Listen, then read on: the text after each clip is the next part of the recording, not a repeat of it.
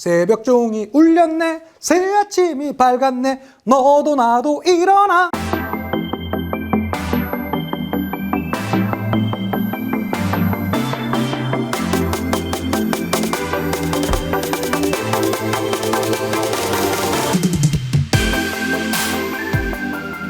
안녕하세요. 반갑습니다. 여러분의 역사 완성자 유성환입니다. 너무 반갑습니다. 좋습니다, 여러분. 59강입니다. 이제 60강 완강이 바로 직전에 와 있네요. 아마 다음 강보다는 이번 강이 조금 더 문제화는 많이 될 수 있는 바로 그 파트고요. 광복 이후 지금의 우리 이 한국사에서의 그러한 경제적인 변화들 요거 한번 살펴보는 시간 가져보도록 하겠습니다. 세기별로 정리해봤어요. 50년대, 60년대, 70년대, 80년대, 90년대, 2000년대의 내용별로 한번 정리해봤고, 요건 당시의 사회운동인데 무엇보다 여기 위에 경제적인 흐름 요게 더 중요합니다. 그 다음에 그때쯤 있었던 산업화와 새마을운동, 각각 뭐 단독 문제로도 나올 수 있는 파트니까 하나씩 한번 가보도록 하겠습니다. 먼저 1945년부터 48년까지는 미 군정식인데, 미 군정식에는 사실은 뭐 크게 큰 변화가 있지는 않았습니다. 그러다가 48년 정부 수립 이후, 즉 이 49년도에 정확히 농지개혁이 만들어졌죠. 그리고 이때쯤 이 귀속 재산, 이걸 흔히 적산이라고도 합니다. 적산 기업 대신 적산. 일본이 남기고 갔었던 그 재산들을 몇몇 기업들한테 불화하면서 새롭게 형성되면서 지금의 뭐 대기업이나 이런 것들에 바로 그 기초가 되기도 했었죠. 자, 그러한 상황에서 50년에서 53년까지 6.25 전쟁이 있었고요. 6.25 전쟁으로 우리나라는 거의 폐허가 되었죠. 그런 상태에서 전후 복구 사업이 나타나게 되었었고, 그러다가 6.25 전쟁 이후에는, 이 단어는 여러분 시험 문제 많이 나옵니다. 원조 경제, 미국이 우리나라 경제에 원조를 해주는 그런 형태였었고요. 이 당시에 나왔던 말이 300산업입니다. 밀가루, 설탕, 면화, 이런 것이 다 백색이잖아요.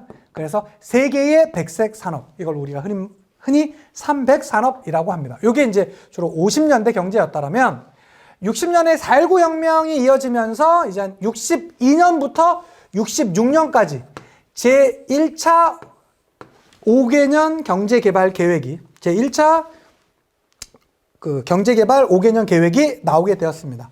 그러니까 1차 경제개발 계획은 62년부터 67년까지, 2차는 67년부터 71년까지, 요 2차 정도까지만 기억해 두시면 대충 됩니다. 물론 그 이후에도 72년부터 76년까지가 3차고, 그 다음에 또 77년 그 이후가 4차인데 거긴 잘 안 나오고요. 1, 2차 정도만 기억해 두시면 돼요. 요건 연도적으로도 반드시 좀 봐주셨으면 좋겠습니다. 자, 이때는요, 우리나라가 가진 게 아무것도 없었거든요.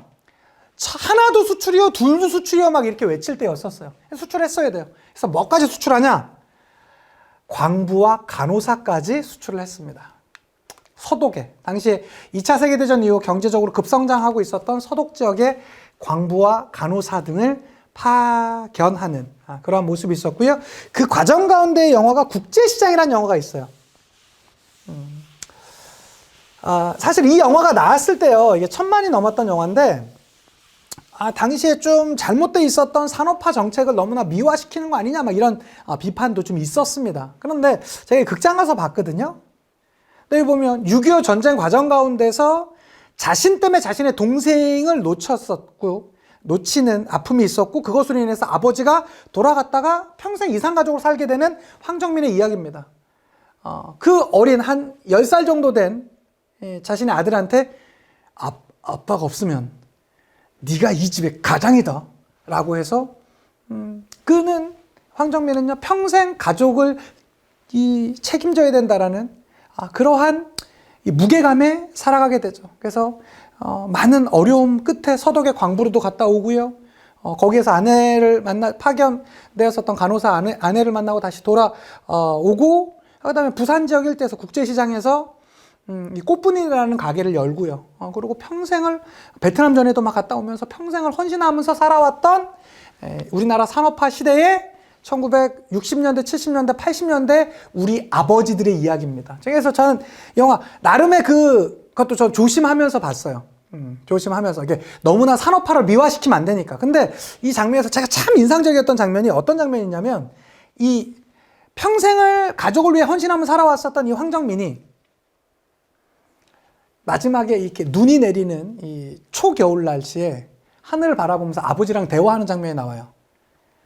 아버지 듣고 계시죠? 아버지 저 근데 이 정도면 잘 살았지? 동생을 찾지는 못했지만 그래도 저 이 정도면 부끄럽지 않은 아들 맞지? 저 진짜로 힘들었거든요. 전 그 장면을 보면서 사실 저도 저희 아버지에 대한 사실은 또 불만이 좀 있었어요. 답답하기도 하고 왜 아버지는 약간 생각도 좀 그러시고 태도도 그러시고 왜 그러셨을까? 우리 또 그 위에 분들을 보면서 세대적인 보면서 저분들은 왜 저러실까? 사실 그 답답함이 좀 있었거든요. 근데 제가 그 영화 마지막에 그 황정민 씨가 하늘을 바라보면서 이제 노인이 된 황정민 씨가 자신의 아버지를 향해서 저 진짜로 힘들었거든요. 이렇게 딱 얘기할 때 우리 할아버님 세대가 그러셨겠구나. 지금은 몸도 천천히 움직이시고 그러시는 우리 아버님 세대, 지금 여러분들이 보실 땐 주로 할아버님 세대가 우리가 답답해 보이는 꼰대 같고 뭐 어떻게 할지 모르겠지만 저분들이 정말로 가장 어려운 시기에 가장 헌신적인 삶을 사셨던 분들이구나 라는 게 마음속으로 느껴지더라고요. 그러면서 그동안 마음이 좀 잘 안 맞았던 거, 저의 생각이랑 좀 달랐던 거, 이런 것들이 좀 이해가 되게 되더라고요. 그래서 참 전 개인적으로 그런 점에서 참 국제시장 참 좋은 영화였다. 그래서 우리나라 발전 시기에 당대 어려움들, 또 우리 선배들, 인생의 선배들이 이 땅에서 얼마나 헌신 과정 가운데서 이 나라를 더 세워왔는지 전 되게 가슴 깊게 배울 수 있었습니다. 그래서 한번 국제시장은 못 보셨으면 꼭 한번 제가 보시길 권해드립니다. 자, 그러면서 이 당시엔 경공업 중심의 노동 집약적이었었어요. 우리나라가 산업 기반이 없었기 때문에 작은 것들, 뭐 가발, 신발, 가방 이런 것들, 가발 뭐 이런 것들 갖다 파는 거였었어요. 그러한 모습들이 있었다가 자, 60년대 중후반이 되면서 베트남 전쟁에 우리가 파병을 하게 되면서 경제적으로는 베트남 특수라는 말까지 나오게 되었습니다. 그리고 1965년도에 한일 기본조약, 즉 한일협정으로 인해서 우리가 일본으로부터 지원받았던 바로 그 돈으로 경부고속도로가 1차 그러니까 경부고속도로 되게 이제 연장하면서 여러 구간이 있는데 그중에서 첫 번째 구간이 1970년에 경부고속도로가 준공이 돼요. 그리고 포항제철이라는 기업은 68년도에, 그리고 1차 시설은 73년도에 준공이 완성됩니다. 이 두 개가 완성되면서 우리나라 경제 발전에 모터를 달게 되죠. 가장 큰 기반이 됩니다. 그래서 포항제철, 경부고속도로. 이것은 정말 우리나라에서 이 산업 발전에서 뗄래야 뗄 수 없는 너무나 중요한 바로 이 파트가 되겠고요. 자, 그러나 이 시대에 우리가 고도 성장을 하게 되면서 노동자들의 헌신을 바탕으로 하는 형태의 구조이다 보니까 70년에 전태일은 자신의 몸에 불을 지르고 노동법을 외치죠. 이 전태일의 내용 한번 읽어보면 정말로 70년대 우리의 이 선배들이 이 땅에서 어떠한 노동의 현실 과정 가운데 살았는지 우리는 여실히 보시게 되실 겁니다. 저의 직장은 시내 동대문구 평화시장으로서 종업원은 3만여 명이 됩니다. 3만여 명 중 40%를 차지하는 시다공. 시다공이 뭐냐면 옆에서 이제 약간 이렇게 도움 주는 이런 걸 당시에 이제 시다공이라고 했습니다. 시다공들의 평균 연령은 15세의 어린이들로서 굶주림과 어려운 현실을 이기려고 하루에 70원 내지 100원의 급료를 받으며 하루에 15시간의 작업을 합니다. 저희의 요구는 하루 15시간의 작업을 하루에 10에서 12시간으로 단축해 달라는 것입니다. 그리고 1개월의 휴일이 2일을 늘려 일요일마다 휴일로 쉬기를 원합니다. 건강 진단을 정확하게 하여 주십시오. 시다공의 수당을 50% 이상 인상해 주십시오. 절대로 무리한 요구가 아님을 맹세합니다. 인간으로서의 최소한 요구입니다. 라고 이 당시에 이 전태일이 대통령한테 편지도 쓰지만 아무런 변화가 없죠. 그렇지만 전태일은 그 노동법이 있다는 걸 알고 많이 요구를 하지만 정말 힘든 현실에 처하게 됩니다. 그래서 더 이상 호소할 데가 없자 자신의 몸에 불을 지르고 세상에 외치죠. 노동법을 만들었으면 제발 지키라고. 그러한 움직임의 그러한 노력, 헌신 과정 가운데 우리나라의 이제 노동 현실이 조금 더 사회적으로 이제 알려지게 되는 그런 모습이 있었고요. 자, 70년대 모습 보겠습니다. 자, 70년대 대표적인 운동 중에는 새마을 운동이 있습니다. 새벽종이 울렸네, 새 아침이 밝았네, 너도 나도 일어나, 뭐 이런 노래가 있죠. 그리고 1차 경제개발 계획이 72년부터 76년까지 있었는데 이 기간 72년, 73년 사이에서 바로 석유 파동이 있게 되는데 그거 잠깐 아껴두고요. 새마을운동부터 잠깐 보도록 하겠습니다. 정부 주도로 중심이 됐어요. 농촌의 환경을 개선하고요. 농촌의 소득 증대를 중심으로 했습니다. 무엇보다 근면, 자주, 협동을 바탕으로 했었고요. 현재 이러한 새마을운동이 정말로 좋은 모델이었는데 이 새마을운동에 비판하는 움직임도 있어요. 이거 농촌 사회를 통제하려고 했던 거잖아. 뿐만 아니라 유신체제를 정당화하기 위해서 했던 거 아니야? 라는 그러한 비판이 있지만 어쨌든 정부 주도로 농촌 환경을 개선해주기 위한 그런 움직임들이 있었다라는 거 꼭 기억해 두셨으면 좋겠고, 특히 이 1차 석유 파동 때는요, 우리나라가 개인적으로 오히려 더 경제적으로는 좀 이득을 봐요. 왜 그랬냐? 우리나라 산업구조 자체가 70년대 초만 하더라도 완전히 석유 중심의 중화학공업으로 가기 전이었었고요. 이 석유 파동으로 중동이 돈을 많이 벌었거든요. 중동이. 이 중동 국가들의 이 건설을 우리나라가 거의 도맡아서 하게 되면서 오히려 오일 달러가 유입되는 경제적인 상승 효과가 있게 되었어요. 너무나 큰 사건이죠. 그래서 이때 나오는 말이 중동 특수라는 말을 하기도 했었고요. 그리고 77년에는 너무나 상징적인 바로 수출 100억 불을 달성하기도 했습니다. 자, 그런데 문제가 생겼어요. 77년부터 81년까지가 4차 경제개발 5개년 계획 중에 하나였는데 2차 오일 쇼크가 1978년, 79년 그 사이에 이제 본격화되거든요. 이때에는 우리나라 경제가 치명타요. 1차 때만 하더라도 이 우리나라 산업구조 자체가 완전히 중화학공업으로 가기 전이었었는데 2차 때는 완전히 중화학공업 체제 내에서 석유 가격이 올라가 버리자 완전히 지금 뭐 그냥 기업들은 줄도산했고요. 실업률은 폭증하는 그러한 상황에 놓이게 되었습니다.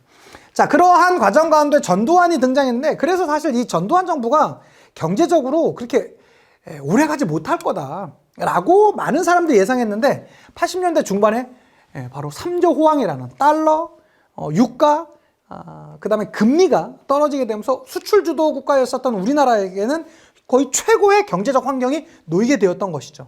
그러면서 중산층이 성장하는 그런 모습도 있었고요. 특히 산업화 과정이라고 하는 것은 1차 산업이 즉 농업 중심의 것이 좀 그러니까 농촌 인구가 도시로 급격화가 되는 것이겠죠. 2차 산업과 3차 산업이 느는 것인데 이때를 대표하는 말이 바로 그 유명한 이촌향도입니다. 이촌향도. 자, 보세요. 도시 인구는 급격하게 늘고요. 농촌 인구는 떨어지는 이러한 현상. 이걸 바로 이촌향도 현상이라고 하죠. 농촌에서는 노동력이 유출되니까 노동력 부족 현상이 나타나게 되고요. 도시로는 급격화되는데 이 향도를 보여주는 딱 그 시대가 언제냐면 제가 꼬마 때입니다. 제가 꼬마 때입니다. 제가 79년생이고요. 저희 큰 누나가 75년생, 작은 누나가 77년생이에요. 딱 70년대 중후반 말이죠. 저희 큰 누나는 부산에서 태어났고요. 저희 작은 누나는 포항에서 태어났습니다. 그리고 저는 서울에 올라왔던, 아무리 보더라도 딱 그 시기에 서울에 올라오셨던 것 같아요. 전 장안동에서 태어났고 저의 10대 전후의 시절은 언제나 딱 이때 여러분 도시 문제가 대표적으로 어떤 것들인지 아세요? 농촌 문제는 뭐 도시와 농촌 간의 소득 격차 커지고 농가 부채나 농촌 인구 감소와 고령화인데 이 향도에 따른 뭐 한평 고구마 사건이라는 한 평에 고구마가 졌었는데 이거 정부에서 구매해 주기로 했었는데 이거 구매 안 해줘갖고 막 고구마 가격 때문에 정말로 힘들었었거든요. 막 올라와가지고 막 저항을 했었어요. 70년대. 도시 문제. 제가 올라와서 이 도시 문제를 제가 직접 경험했잖아요. 자, 그런데 교통 문제. 광주 대단지 사건 같은 거 이 교통 문제 장난 아니었습니다. 그리고 제가 꼬마 때, 그러니까 제가 사당동 산동네에서 한 3년, 그 다음에 뭐, 환자집에서 상당히 좀 어렵게 이렇게 많이 살았었는데, 교통 문제, 환경 문제, 특히, 제가 7살, 8살 때, 그 사당동 산땅에 살 때는요, 화장실 하나에 5집 정도로 같이 썼었어요. 그 푸세식 화장실을.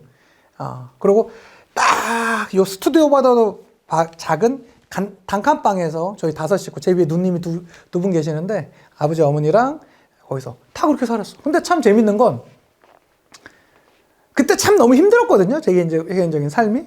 근데 그때는 제 주변이 다 판잣집이었기 때문에 다 오르게 살았거든. 그러니까 그냥 난 원래 그렇게 사는 줄 알았었어. 근데 지나고 봤더니 그게 참 힘들었던 시기더라고요. 딱 요 시대예요.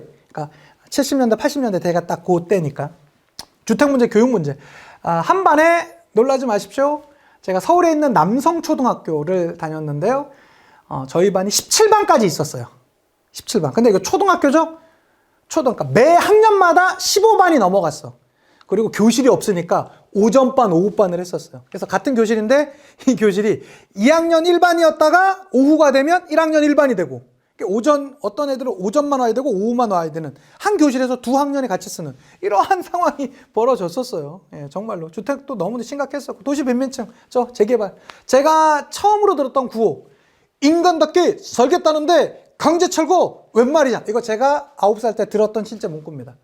제가 살았던 그 산동네는요, 지금은 다 사당동 그 아파트 촌으로 돼 있는 바로 그때였었죠. 자, 그러다 보니까 이 당시에 특히 광주 대단지 사건이라는, 여기서 말하는 광주는 전라도 광주가 아니에요. 경기도 광주입니다. 지금의 그 성남, 구성남, 그 일대입니다. 판잣집에 살던 사람들 그냥 강제로 다 성남으로 이주시켜버린 거예요. 근데 거기에는 교통 인프라도 없고요. 뭐 행정시설 아무것도 전무해요. 그냥 갖다 사람들 놓은 거예요. 어마어마한 폭동이 일어났어요. 광주 대단지 사건. 그래서 지금은 사실은 성남이라는 도시도 막 재개발 붐이 또 다시 일고해갖고 지금은 뭐 아파트 값도 엄청나게 많이 비싼 지역이지만 과거에는 지금의 분당 지역과 구성남 쪽은 사실은 좀 이 경제적 격차가 좀 있었습니다. 근데 지금은 거기 구성남 쪽이 워낙에 또 위치가 좋다 보니까 서울과 인접돼 있고 해서 거기도 좀 상당히 많이 좀 좋아지고 있죠. 그렇지만 불과 70년대만 하더라도 광주 대단지 사건으로 인해서 상당히 좀 어려움도 많았던 바로 그런 지역이라고 할 수 있겠습니다. 자, 90년대가 되면서 신자유주의. 이제는 다시 한번 자유경쟁 체제에 놔야 된다는 것이겠죠. 그래서 김영삼 정부 시기에 WTOL, 즉 세계무역기구를 가입합니다. 그리고 OECD, 경제선진국 개발기구에 우리가 가입합니다. 이거 다 김영삼식입니다. 그래서 김영삼 정부 때는 뭔가 영어와 관련된 것들이 많아요. 그래서 무엇보다 IMF도 다 이게 전부 다 누구 시기다? 김영삼 정부 시기 때입니다. 자, 그리고 이것을 극복하기 위해서 김대중 정부 때 금모으기 있었고요. 이것을 3년 반이란 짧은 기간에 조기 상환했습니다. 그렇지만 안타깝게도 이 IMF 이전과 이후, 그래서 저는 개인적으로 좀 안타까운 게 제가 대학교를 굳이 따지자면 79년생이니까 98학번이거든요. 문제는 97년도에 IMF잖아. 그래서 저는 대학 경험이요. 제 위에 몇 세대만 하더라도 대학 가면 그냥 노는 거였었거든요. 95년에 들어가거나 6년에 들어가거나 이제 제 위에 그 형들 얘기 들어보면 그냥 대학 들어가면 그냥 노는 거였었어. 그냥 재밌게 노는 거였었는데 이게 제가 딱 대학 들어갈 때쯤 구조조정으로 인해서 사회 분위기가 완전 바뀌어 버렸어요. 아주 치열하게 대학부터 공부를 하는 그런 시스템이 화가 되었었고, 전 사실은 또 이제 제가 운동하다가 뒤늦게 공부를 했기 때문에 또 학교는 2000년에 들어가게 되거든요. 그렇게 되면서 오히려 더 좀 사회가 좀 각박해지게 되는. 그러니까 그 전까지만 하더라도 일반 회사 들어가도 평생 직장이었어요. 그런데 IMF 이후에는 어떻게 되죠? 공무원의 인기가 완전 최고가 됩니다. 왜? 정년이 보장되는. 그 전까지는 정년을 왜 대부분의 회사도 다 보장해 줬었어요. 근데 월급 적은 공무원 누가 해? 이런 분위기였었는데 이제는 어떻게? 40대, 50대면 다 내보내고 하니까 내보내지 않는 공무원이 최고다. 이렇게 되면서 공무원에 좀 집중화 현상이 이때 이후부터 본격화되는 그런 모습들이 있었죠. 즉 IMF 체제로 인해서 돈 있는 사람은 더 부를 많이 추구하게 되는, 가난한 사람은 더 어려워지게 되는 빈부격차가 더 심화되는 그러한 상황이 놓이게 되었었고요. 2000년대 때 칠레와 미국과 자유무역 협정을 각각 체결하는, 요거 누구 정부 때? 노무현 정부 때입니다. 그리고 첨단 정보 산업이 많이 발달하면서 특히 반도체 중심으로, 우리나라가 또 반도체 세계 최강 아닙니까? 그러한 모습들이 있었습니다. 자, 그리고 사회 파트에 대한 모습도 간단히 한번 살펴보도록 합시다. 요거 선지들도 가끔 물어보니까요. 국민학교, 이제 제가 국민학교 출신 아닙니까? 국민학교가 의무화되었습니다. 이게 이제 50년대 때 의무화되었었고요. 633 학제, 그러니까 초등학교 6년, 중학교 3년, 고등학교 3년 학제가 1950년대에 있었고요. 68년이 되면서 국민교육헌장. 저는 그 세대는 아니에요. 근데 제 막 사촌 형들 얘기 들어보면 초등학교 들어가면서 국민교육헌장 외우지 못하면 이거 외워야지 교문 들어갈 수 있었다고 하더라고요. 나는 국가중흥에 그 사명을 띠고 이 땅에 태어났다 이런 거를 다 외웠어야 한다고 하더라고요. 저는 그 세대까지는 안 됩니다. 중학교 무시험 체제가 60년대에 있었고요. 70년에 전태일 분신 사건이 있었습니다. 70년대 대표적인 게 새마을운동, 우리 새마을운동 찾아봤었죠. 그 다음에 고교 평준화. 이 고교 평준화는 사실은 전국에 다 됐던 게 아니에요. 지금 제가 근무하고 있는 구리 남양주 지역은 여전히 고교 비평준화 지역입니다. 제가 또 몇몇 지역이 남아있는데 여기서 이제 서울이라든가 주요 지역들은 70년대 고교 평준화가 되었었고요. 반공 애국교육. 이 중심이었습니다. 사회 통제, 남자들이 장발을 한다라든가 여성들이 짧은 미니스커트를 입고 다니게 되면 경찰들이 자 들고 다니면서 이게 미니스커트냐 아니냐를 놓고 막 했었던 그 시대가 딱 요 시대가 되겠죠. 80년대 때 뭐도 있었고요. 삼청교육대도 있었고요. 그리고 이 80년대 초에 대학 정원을 급격하게 늘리게 됩니다.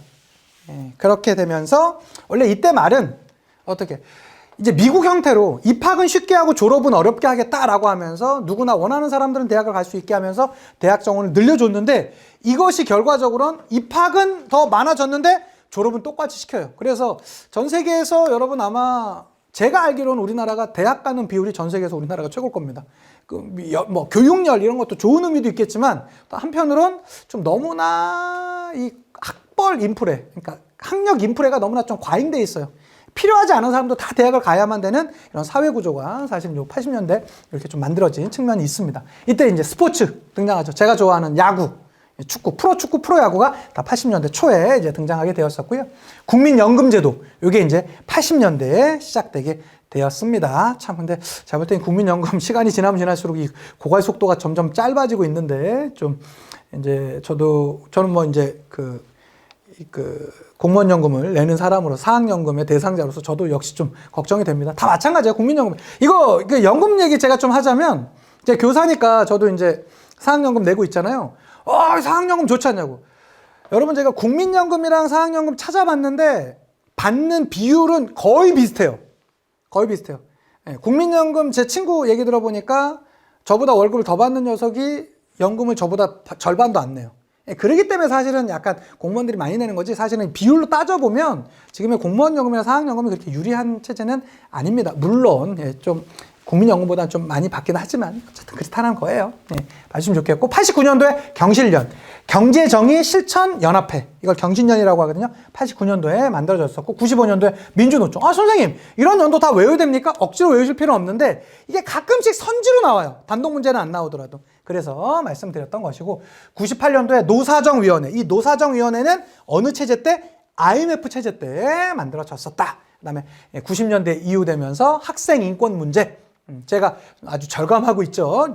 제가 지금 학교에 재직 중이니까요. 그 다음에 94년도에 대학 수학 능력 시험이 94학년도부터 나오게 되었습니다. 그리고 국민학교를 초등학교로 바꿨다. 이거 너무 중요하죠. 저는 이수 국민학교였는데 그거 지금 제 졸업한 그 국민학교 가보면 이수 초등학교로 돼 있죠. 근데 왜 바꾸게 되었다 말씀드렸죠?